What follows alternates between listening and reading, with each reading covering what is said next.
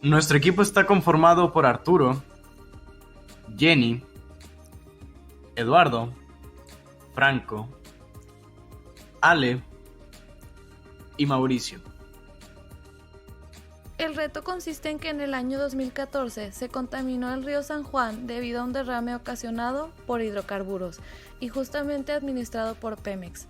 Por ello se ve dañado el ecosistema y ante la evaluación estamos realizando estudios para entender las sustancias químicas involucradas y su gran impacto.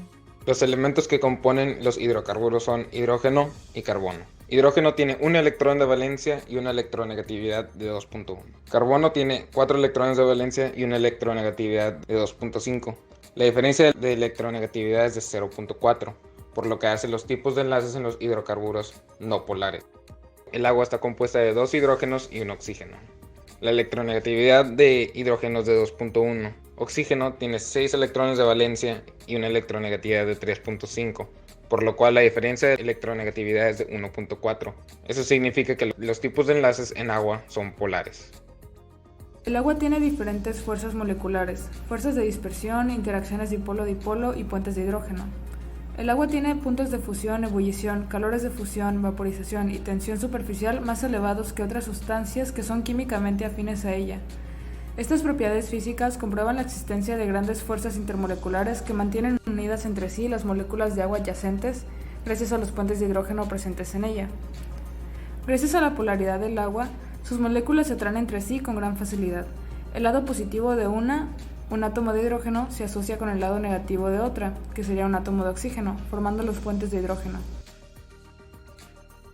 En cambio, los hidrocarburos son compuestos orgánicos simples formados por carbono e hidrógeno, unidos a través de enlaces covalentes simples, dobles o triples.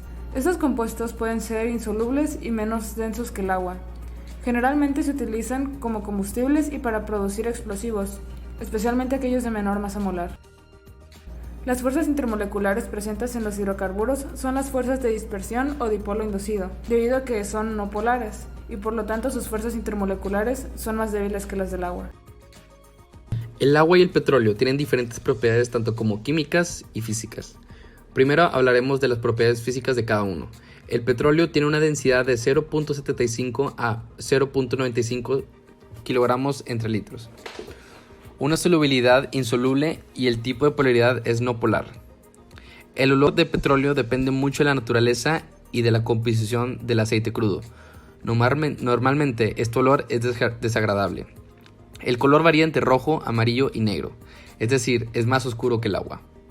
La viscosidad es de más de 1100 Poisson. Su volatilidad depende de los puntos de ebullición en diferentes componentes. Tiene una tensión superficial porque los hidrocarburos se mueven a través de las rocas terrestres. Por último, cuenta con fluorescencia porque hace efecto en los hidrocarburos líquidos y gaseosos a los rayos infrarrojos.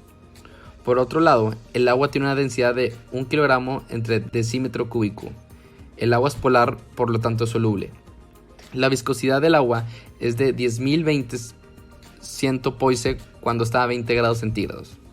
La temperatura del agua pues normalmente varía en el ambiente que esté, al igual que la presión. Depende de muchas cosas. El punto de ebullición del agua es de 100 grados centígrados y por otro lado el punto de congelación es de 0 grados centígrados. No tiene olor ni sabor, pero sí tiene un color interesante, transparente. Las propiedades químicas del petróleo no son tantas, pero tiene una muy importante y es la flamabilidad. El petróleo se usa mucho para prender cosas y hacer cosas que funcionan gracias a su propiedad química. El agua tiene reacción a los óxidos básicos y ácidos, reacción con los metales y se unen a las sales.